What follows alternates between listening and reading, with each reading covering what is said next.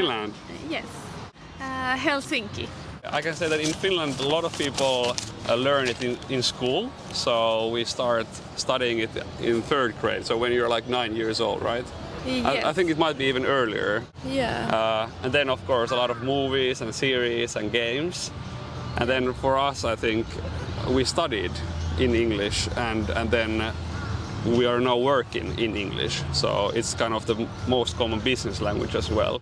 I was in an English-speaking play school and then in an English-speaking school. So all of your classes are in English because you learn Finnish from home and stuff. So the school is in English quite often.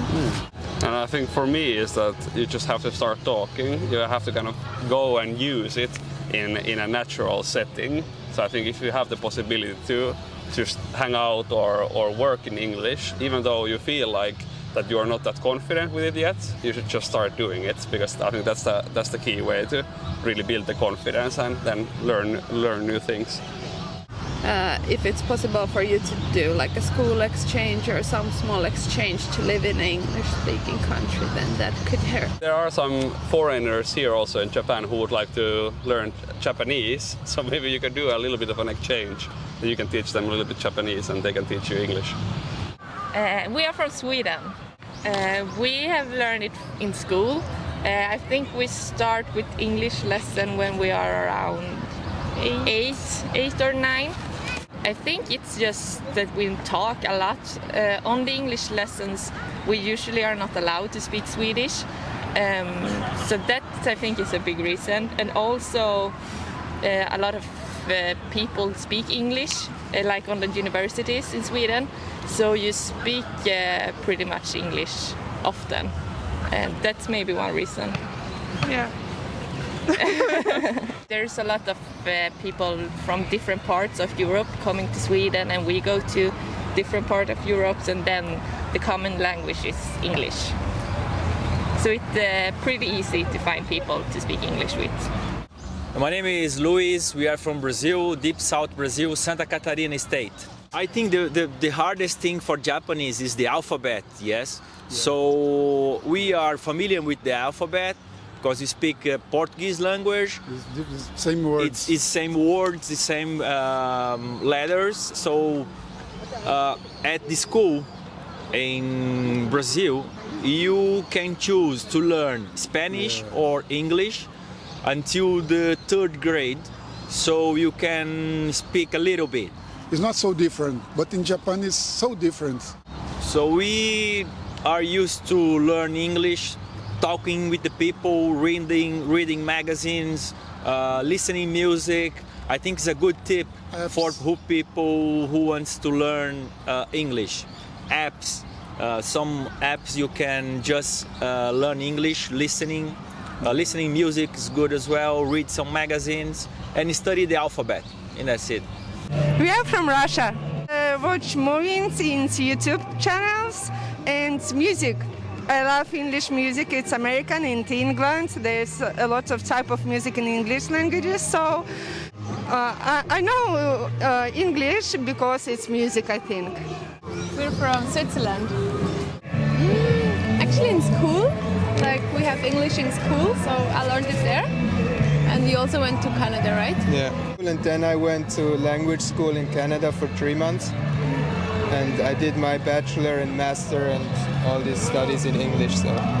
Just try to speak a lot, even if it's like maybe wrong what you say, but if people can understand you, it's already really good. Yeah. Because now we feel the same when we're here in Japan. We are like shy to speak Japanese. You speak a little bit, but if you just speak and you do make errors, then it doesn't matter.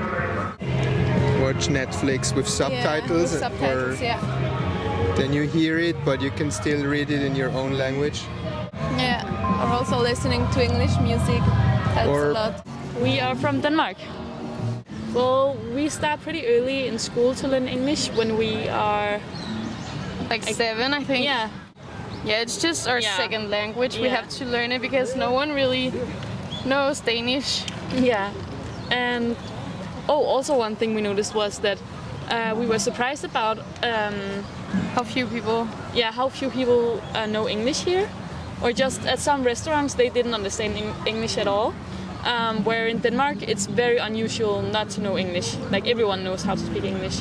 So that was kind of a cultural difference as well. A lot of people also play computer games where they talk to people around the world. Yeah. We also in school have like exchange students from other countries in Europe, where we learn to speak English with them because that's the only way we can communicate with them. So we kind of have to learn it. I am from Spain.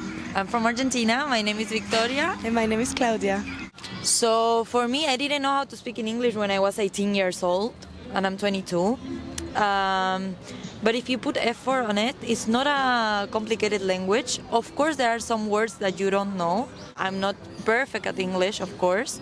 I took classes of English, I read books. Listening to music in English is really nice as well. If you can read the lyrics, so you turn your ear to get used to how you pronounce the words, how do they spell. Reading and listening is a good idea for me. It's a good advice.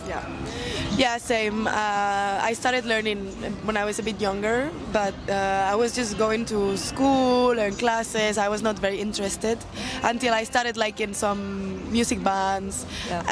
So I started listening to the lyrics. I really liked High School Musical and all of this. So I just read the lyrics. I just wanted to know what they said. And then I started watching some series. Yes. Yeah, that's very important. And then I did my degree, my university in English. When you take classes, lessons of English, they're gonna teach you about the simple things. How do I go to the train station? So the basic things for you to go out into the world. So then when you start knowing people that their first language is in English and you have to do, how do you say, like daily, you need to speak about daily things with them, you're gonna learn new words. You're gonna express yourself in another way. You're gonna be more free about what you say, how do you say it. The series in English is really nice as well when you listen in English and you put the subtitles. In English as well. In English, amazing.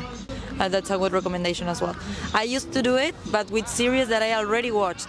So you know what they are saying, so you're just translating it in your brain. That's a good idea. For me, it's better if something is in original language. It's better to watch it in English, in original language, because you get better what they are saying. You understand better the expressions. You know more of what they are saying basically. And maybe the first time you're watching it, you will not understand a lot, but then slowly you will understand more and more and more and more. This is Aikera. 実践的な英会話を短期間で効率よく身につけたい方は、いろんなアメリカ人の生の英会話を学ぶのが一番です。英会話教材 This is 英会話では、アメリカ人約150人の生の英会話を紹介しています。概要欄に紹介していますので、ぜひ見てください。それでは次回をお楽しみに。